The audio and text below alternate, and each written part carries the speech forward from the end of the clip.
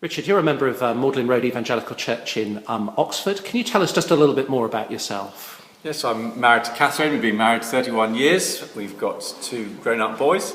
Matthew's 26, David's 24.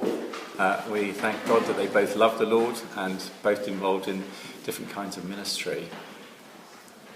And you've been in ministry yourself for something like 28 years. Can you just tell us a little bit about what you've done during that time? Yes, we thought we were heading for South America as missionaries and went off to Bible college to train for that. But that journey was put to an end when our first child was born, seriously handicapped, and we weren't able to go. We ended up being invited to go to Cambridge to help work with international students there. We lost Daniel only a few weeks after getting there, but God made it really clear that this is what he wanted us to do long term. So after 5 years in Cambridge, we moved on to Oxford, where we helped to develop work there. I had a stint of 10 years as National Director of Friends International, trying to plant international student ministry into other cities around the country. And then for the last 4 years, Catherine and I have been doing a similar thing in other countries, particularly in the Netherlands and South Africa. So what would you say are the big lessons you've learnt from your years of ministry, particularly amongst the international community? I think the importance of culture, of understanding culture, if we are to faithfully, accurately communicate the gospel to people who come from different ethnic and cultural backgrounds. In 1 Corinthians 9, the Apostle Paul makes this interesting statement of becoming a Jew to the Jews and a Greek to the Greeks. But become a Jew to the Jews, wasn't he a Jew already? But he clearly understands that when he came to Christ, so much of his Jewish background was simply cultural.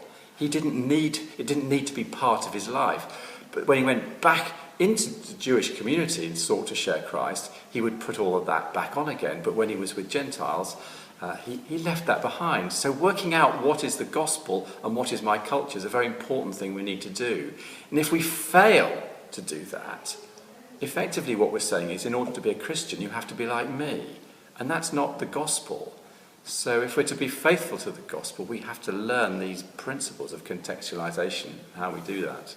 So why do you think it is that our churches are reluctant to understand the culture and contextualize the gospel? Why don't they do that? Well, often they don't understand how culture works. They don't actually realize that the way in which they live and teach the gospel is already contextual. It's contextualized to their culture. They don't understand that. There's this sense that the way we do it is the gospel. It's the only way.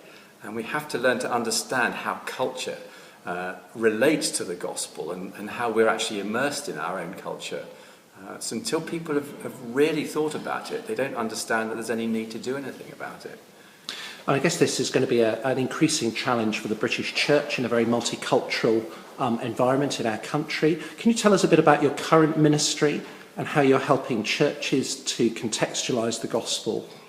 Yes, I mean, our primary ministry is helping to develop the international student stuff, but alongside that, we are training people in how to understand culture and how to relate across cultures. And so we're taking up opportunities around the UK to help pastors and their churches to get hold of these principles and begin to work them out. I did a session recently for the evangelical pastors in Reading, and I'm doing it in some of the gospel partnerships, and Catherine and I are available to come and to do training, anything from an hour to a whole day, for churches that want to make use of us.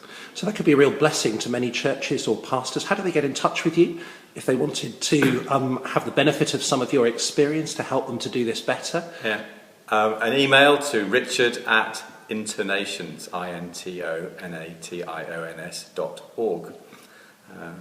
And very happy to hear from anyone who wants to make use of us.